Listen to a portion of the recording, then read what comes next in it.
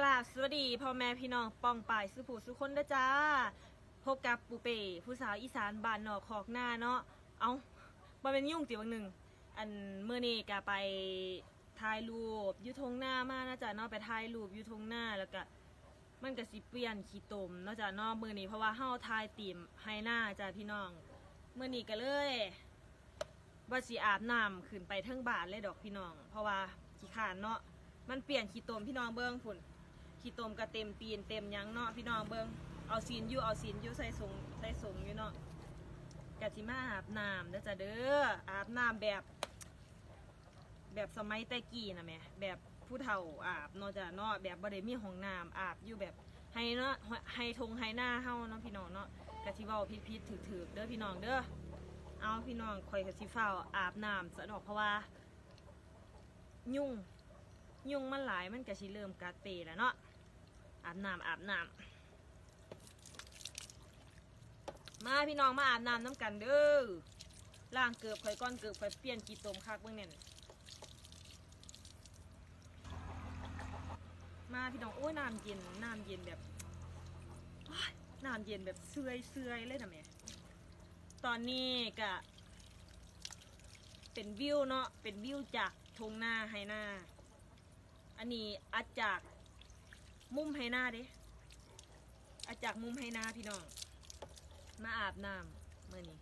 ว่าไปถ่ายรูปมาแล้วกะขี้ตมเปลี่ยนก็มาอาบน้ำนะคะเพราะว่าบรรยากาศทงหน้ามันดีเนาะพี่น้องถ่ายรูปแล้วอ่ะขี้ตมเปลี่ยนขาเปลี่ยนแข้งเท่ากับชิมาอาบน้ำมาละเนาะจ่าเนาะไปอะไรจมไปทั้งสันหลังว่ามีอย่างดอกพี่น้องข้างหลังนี่ก่อไผ่เด้อข้างหลังผู้เย็นบักคักเด้เย็นบักคักปูพี่น้องตื่นน้ำผู้สาวตื่นน้ำมันก็สิเป็นยังสิแหละอาบแล้วก็แล้วแรงเลยตัวบัดนี้เย็นแต่นอนตัวพี่น้องมาเด้ออาบน้ำสวัสดีไปทางพี่น้องสปป.ลาวน้ำเด้อเอาพี่น้องสินข่อยซิโลจากเบิดเด้อสินข่อยซิโล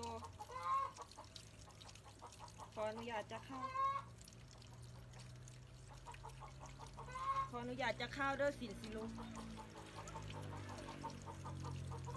คณะอาบน้ำอยู่กะผู้บ่าวกะขี่ไก่แต่ว่าบ่เห็นดอกเพราะเป็นนางอยู่ในบ้านตอนนี้กะฝนลงเม็ดเนาะจ้ะเนาะฝนลงเม็ดแล้วเอาบ่เม็ดยุ่งกัดนี่พี่น้องฝนลงเม็ดเย็นก็เก้าอีกฝ้าอาบมันสิเป็นไข่กระมอมแห้งบางอยู่พี่น้องก็ฝ้าอาบน้ำถูซ้ำนี่แหละบ่มีคนถูหลังให้ถูบ่หัวพี่น้องถูขี้ตะแลจักน้อยสบู่ที่เฮาใส่กันนี่แหละพี่น้องสบู่ตั้งแต่กี้เนาะสบู่นกแก้วหอมพี่น้องสบู่นกแก้วพี่น้องก็สิฮู้จักอยู่ดอก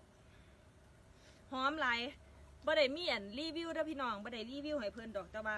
ก็ใส่มาแต่เก่าแต่กี้เนาะพ่อแม่พาใส่เนาะไปพี่น้องเฮาก็สิฟ้าวอาบฟ้าวแล้วเพราะว่าฝนท่วมตกแล้วก็สิได้ไปเก็บไข่ขึ้นบ้านโอ้ยน้ำฟงน้ำแตก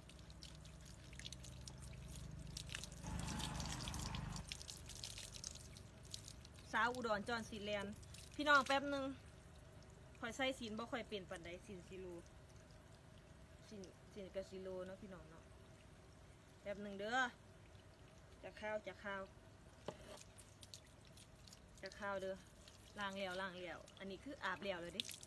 อาบแล้วเนาะ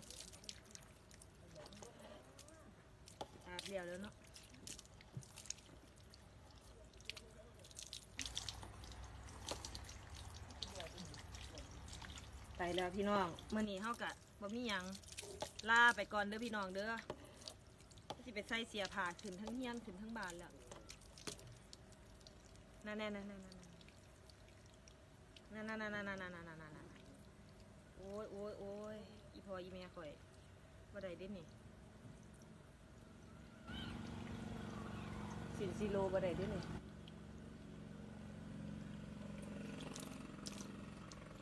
สวัสดีเด้อไปแล้วเด้อพี่น้องบ๊ายบาย